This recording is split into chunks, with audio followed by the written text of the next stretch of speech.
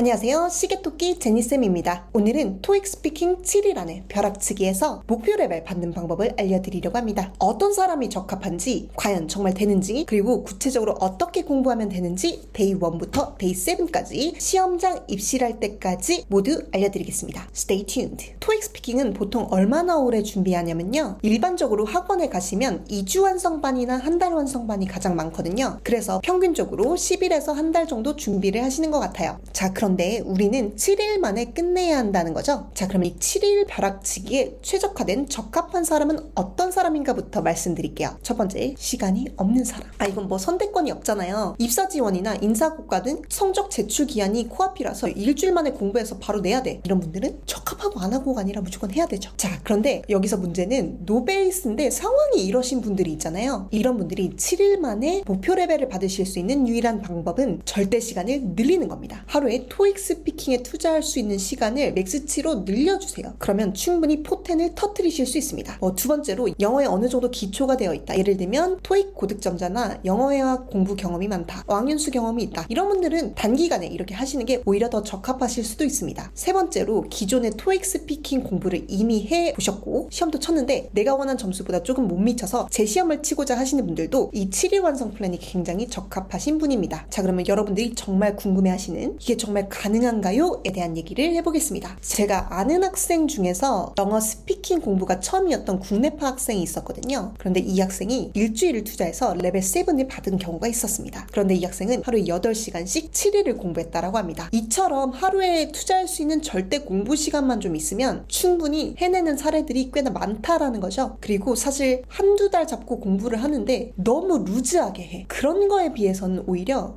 시험 앞두고 빡세게 딱 일주일 굉장히 열심히 하는 게 공부량이 더 많을 수도 있다 라는 놀라운 사실이 있죠. 하지만 잘못된 방법으로 공부한다면 일주일은 무리겠죠. 이 7일 벼락치기를 하실 때 주의할 점이 있습니다. 첫 번째로 토익 스피킹 때 할 말을 미리 많이 준비해 가야 한다라는 점인데요. 왜냐하면 일주일 만에 시험 준비를 하기도 바쁜데 스스로 영작까지 하고 즉흥적으로 회화를 하는 능력까지 다 맥스치로 키우기는 좀 힘들기 때문입니다. 그래서 만능 답변 같은 것을 준비해 가시는 걸 추천드리는데요. 아니, 만능 답변 쓰면 망한다던데요? 라고 질문하실 수 있는데요. 물론 만능 답변을 쓰다가 동문서답하면 폭망하게 됩니다. 예를 들면 캔디를 구매할 때 무엇을 가장 중요하게 생각하니? 라고 질문을 했는데 갑자기 나는 돈을 절약할 수 있다. 나는 학생이라 돈이 많이 없다. 이런 식으로 뜬금포를 날리면 엄청난 실점이 됩니다. 하지만 만능 문장을 적절히 문제에 맞게 변형해서 사용하신다면 고득점에 매우 유리하게 됩니다. 이런 문장들이 필요한 이유는요. 토익 스피킹을 단기간에 완성하시려는 학생분들 중에서 영작이 굉장히 안 되는 학생분들이 계시잖아요. 이런 분들에게는 사실 내가 할 말을 영작을 해서 말을 하는 것이 불가능하게 느껴지실 수 있거든요. 만능 답변 정말 안 좋아. 다 영작해야 돼. 라고 말씀하시는 분들이 많은데 그것도 맞지만 초보자 입장에서는 참 답답한 말입니다.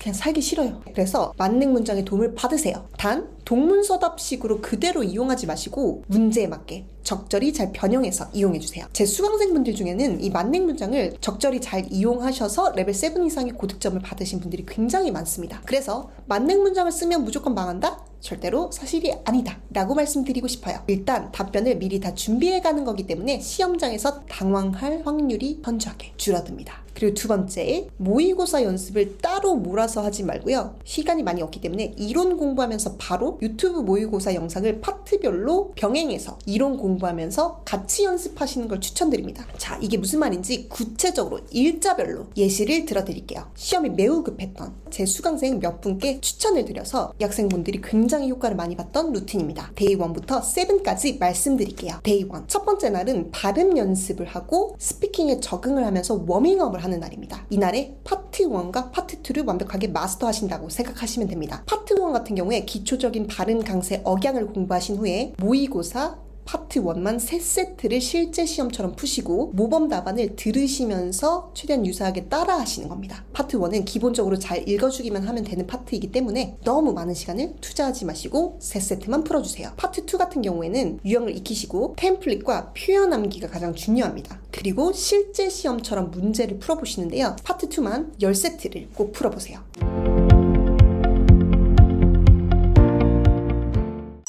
자, 자, 이때 모의고사를 따로 준비하지 않고 이렇게 이론 공부하면서 같이 풀어보셔라고 말씀드렸는데, 일단 템플릿을 암기하시고 연습을 하신 다음에는 유튜브 모의고사를 해당 파트만 플레이 하셔서 해당 파트를 실제처럼 푸는데, 물론 이때 처음 풀었을 때 정말 폭망하고 멸망하거든요. 그러면 나의 답변을 녹음을 했다가 모범 답안과 대조해 보면서 모범 답안을 만들어 보거나 연습을 해보고 똑같은 문제를 한 번 더 푸는데, 이번엔 유창하게 나올 수 있도록 연습 후 한 번 더 푸시는 겁니다. 그래서 망한 버전으로 한번 풀고 잘하는 버전으로 한번 풀고, 그래서 2번씩 문제를 풀어주시면 됩니다.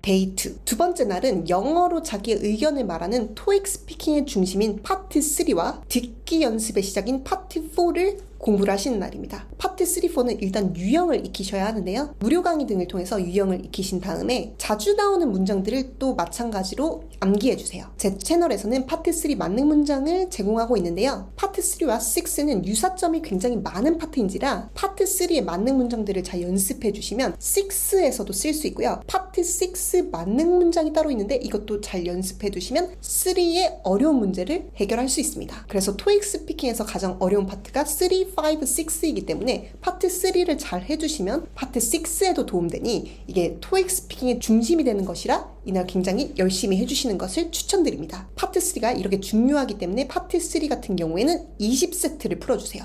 왜냐면 갑자기 튀어나오기 때문에 멘탈이 털리는 파트입니다. 그래서 실전 연습이 좀 많이 필요하거든요. 파트 4 같은 경우에는 10세트 정도만 연습을 해주셔도 좋은데, 이때 주의할 점은 좀 유형별로 골고루 다양한 표를 풀어주셔야 당황하지 않고 푸실 수 있으니까요. 좀 다양한 표로 10세트 연습을 해보시는 거 추천드립니다.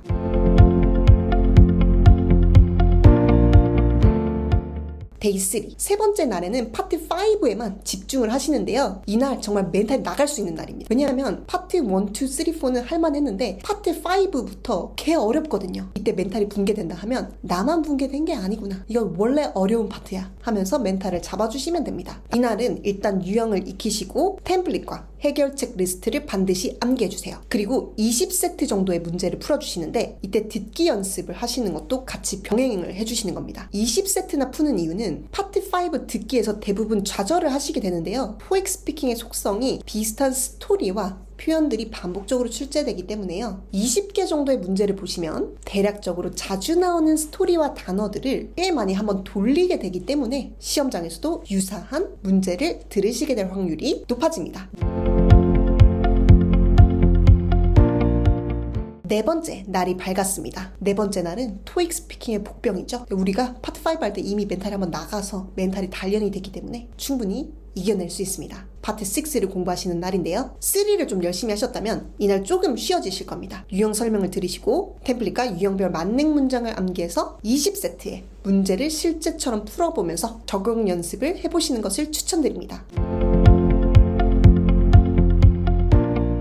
데이 5, 데이 6. 자, 드디어 여러분들은 토익 스피킹의 전 파트를 한번 쭉 다 훑으셨습니다. 이때 5일차, 6일차에는요 실전 연습만 하시는 겁니다. 하루에 모의고사 5세트씩 총 이틀간이니까 10세트를 푸시면 되는 거고요. 방법은 모의고사 파트 1부터 6까지 전체 한 회를 녹음을 하면서 풉니다. 그리고 본인의 답변을 들어보면서 모범 답안과 대조를 해보고 이때 살기 싫다 하시는 분들이 있는데요. 처음부터 어떻게 잘하겠습니까? 내 답변이 매우 극혐이더라도 나아질 수 있다는 희망을 꼭 가지시고 모범 답안과 대조를 해보면서 잘 안 됐던 부분들의 답변을 좀 더 수정을 해보는데요. 이때는 이런 현상이 많이 일어날 겁니다. 템플릿과 만능 문장을 연습을 했더라도 문장을 어설프게 숙지한 나머지 생각이 잘 안 나거나 버벅거리거나 발음이나 문법상의 실수가 있었다거나 동문서답을 한 부분들이 발견이 될 건데요. 그 부분들을 다시 한번 복습을 해주시고 그 동일한 문제를 유창하게 할 수 있을 때까지 한 번 더 연습을 하신 다음에 동일한 문제를 잘하는 버전으로 한 번 더 풀어보시면 됩니다.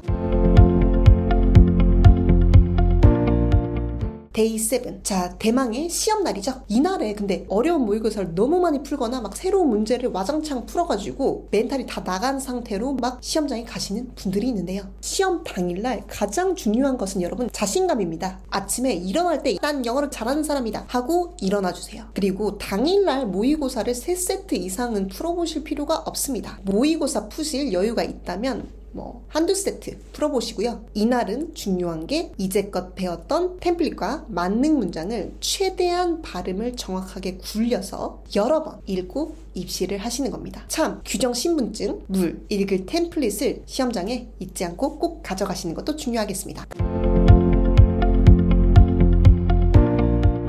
그러면 여러분들이 데이 1부터 데이 7까지의 플랜을 모두 저와 함께 살펴보셨는데요. 이대로 차근차근히 열심히 공부를 하신다면 시험 성적이 너무 급하신 분들도 단기간에 벼락치기가 가능하실 겁니다. 그럼 시험 잘 보시길 바라면서 다음에 더 좋은 영어 정보로 찾아뵐게요. 시계토끼 제니쌤이었습니다.